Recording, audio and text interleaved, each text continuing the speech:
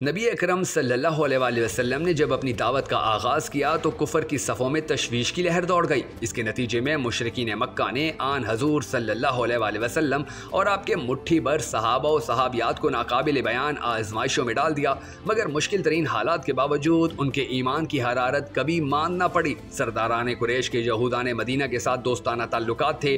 یہ مکہ اور یثرب دونوں شہروں میں محفلیں جماتے تو میزبان اور مہمان شراب و کباب اور چنگ و رباب سے دل بہلاتے۔ قریش مکہ کی طرح یہودی بھی آن حضور صلی اللہ علیہ وسلم کی بعثت پر آتشیں زیر پا تھے۔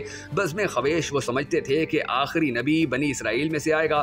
جب وہ بنی اسماعیل میں سے آ گیا تو یہ بدبخت حق کو پہچانتے ہوئے بھی اس کے منکر ہو گئے۔ انہوں نے کفار مکہ کو کئی بار پٹی پڑھائی کہ آن حضور صلی اللہ علیہ وسلم سے سوال کریں۔ سورہ یوسف کا پس منظر بھی یہی تھا کہ یہودیوں نے آپ صلی اللہ علیہ وسلم کے دشمنوں کو کہا تھا کہ یہ اچھا موقع ہے کہ تم محمد سے ایک سوال کرو، وہ اس کا جواب نہ دے پائیں گے۔ سوال یہ تھا کہ تم بنی اسرائیل کے مصر میں ہونے اور ان کی غلامی کا تذکرہ کرتے ہو تو یہ کہاں کی منطق ہے؟ بنی اسرائیل کا وطن فلسطین ہے، نہ کہ مصر۔ اس سوال کے جواب میں سورہ یوسف کا نزول ہوا، جس میں نہ صرف سوال کا شافی جواب دیا گیا بلکہ آن حضور صلی اللہ علیہ وسلم کے دشمنوں پر بھی واضح کر دیا گیا کہ ان کا مقدر برادران یوسف کی طرح ناکامی و ذلت ہے اور نبی برحق صلی اللہ علیہ وسلم کے نصیب میں کامیابی و کامرانی ہے۔ اس فاس شکست کے باوجود اسلام دشمنوں نے ملی بھگت کر کے آن حضور صلی اللہ علیہ وسلم سے 3 مزید سوال برائے امتحان پوچھے۔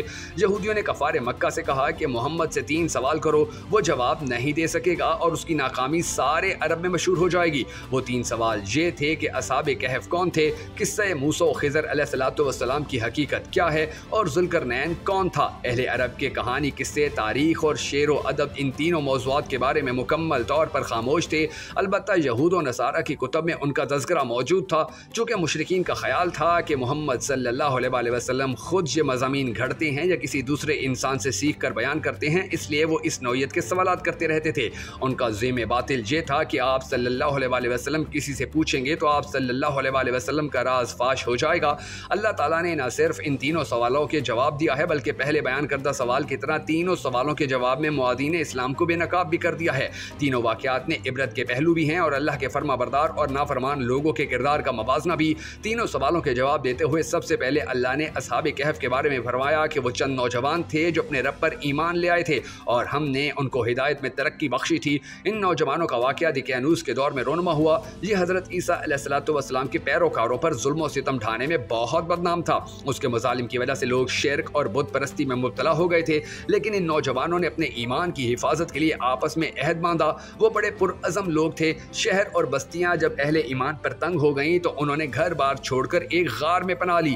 وہاں انہوں نے اللہ سے دعا مانگی کہ اے پروردگار، ہم کو اپنی رحمت خاص سے نواز اور ہمارے معاملے کو درست کر دے۔ چنانچہ اللہ نے انہیں سال ہر سال اس غار میں گہری نیند سلائے رکھا۔ یہودیوں کا سوال یہ بھی تھا کہ ان کے قیام غار کی یہ مدت کتنی تھی۔ اللہ نے فرمایا کہ یہ طویل مدت تھی، لیکن اہم بات یہ نہیں ہے کہ اس مدت کا تعین کیا جائے، نہ ہی یہ اہم ہے کہ ان کی تعداد پر بحث کی جائے۔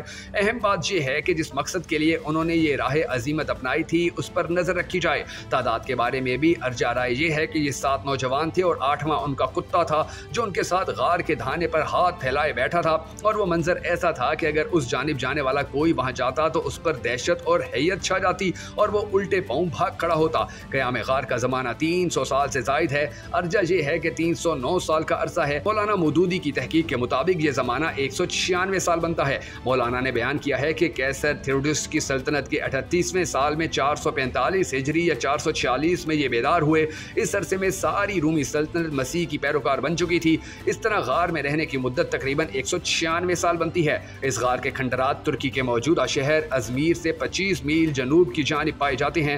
اللہ تعالیٰ فرماتا ہے کہ جب یہ لوگ غار میں سوئے ہوئے تھے تو ہم انہیں دائیں بائیں کروٹ بدلواتے رہتے تھے، اور سورج بھی جب نکلتا تو ان کے غار کو چھوڑ کر دائیں جانب چڑھ جاتا اور جب غروب ہوتا تو ان سے بچ کر بائیں جانب اتر جاتا۔ ان لوگوں کو اللہ نے ایک معجزہ قرار دیا ہے۔ جب سال ہا سال کے بعد یہ بیدار ہوئے اور کھانا حاصل کرنے کے لیے اپنے کسی ساتھی کو شہر بھیجا تو اس کے پاس جو سکہ تھا اسے دیکھ کر نان بائی چونک اٹھا۔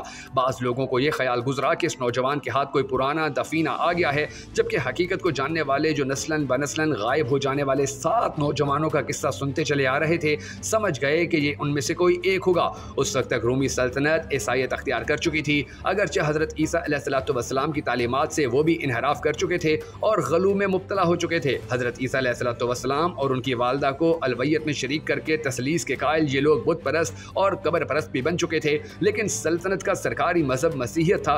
जब राज का इंकशाफ हुआ तो बादशाह और उसके दरबारी उस गार के दहाने पर आए और उन नौजवानों का हाल अहवाल मालूम किया, लेकिन इस गुफ्तगू के दौरान ही अल्लाह ने उन्हें तबई मौत की नींद सुला दिया। उनकी जिंदगी में गुमराही की सूरत ये थी कि तौहीद परस्तों पर जुल्म ढाया जाता था। अब गुमराही की दूसरी सूरत थी और वो ये कि उनको तकद्दुस माप बनाकर उनकी कब्रें सजदागाह बनाने का फैसला हुआ। आयत नंबर 21 में अल्लाह ने बयान फरमाया है कि जो लोग उनके मामलात पर गालिब थे उन्होंने कहा हम तो इन पर एक इबादतगाह बनाएंगे। इस सारे वाक़े को अल्लाह ने बयान करते हुए फरमाया कि इससे अल्लाह ये साबित करना चाहता था कि क़यामत के बर्पा होने में जिन लोगों को शक है उनकी आंखें खुल जाएं, लेकिन लाउबालीपन की वजह से इंसान हमेशा हकीकत से आंखें मूंद लेता है। इस वाक़े में सवाल पूछने वालों के लिए भी इबरत का सामान है कि इस जालिम बादशाह की तरह ये भी अहले ईमान पर सरजमीन तंग करते जा रहे हैं। गार वाले नौजवानों ने भी अपने दीन की हिफाजत के लिए घर बार छोड़ दिए थे।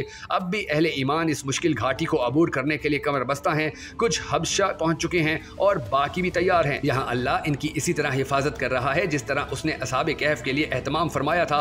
किस्सा मूसा और खिज़र अलैहिस्सलाम पे कुरान ने सवाल करने वालों को आईना दिखाया है और हक की खातिर जुल्म बर्दाश्त करने वालों को हौसला दिया है कि बज़ाहिर कोई बात तकलीफ दे होती है, मगर अल्लाह की क्या हिकमत इसमें पन्हा है ये इसके सिवा कोई नहीं जानता। बज़ाहिर एक वाक़या शर होता है मगर इसके नताइज साबित करते हैं कि वो शर नहीं खैर था।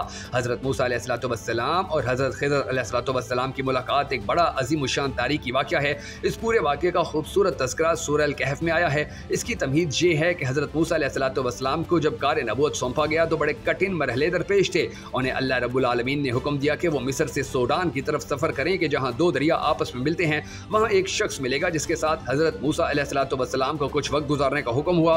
उस मकाम की जो निशानी बताई गई थी वो ये थी कि मछली जो भूनी हुई है वो इस मकाम पर थैले से निकलकर दरिया में छलांग लगा देगी। हज़रत मूसा अलैहिस्सलाम के खादिम ने जब इसके बारे में बताया तो फरमाने लगे यही वो मकाम है कि जहाँ हमें हमारा मतलूबा शख्स मिलने का इशारा दिया गया था। चनाचा वहाँ उनकी मुलाकात हज़रत खिज़र अलैहिस्सलाम से हुई।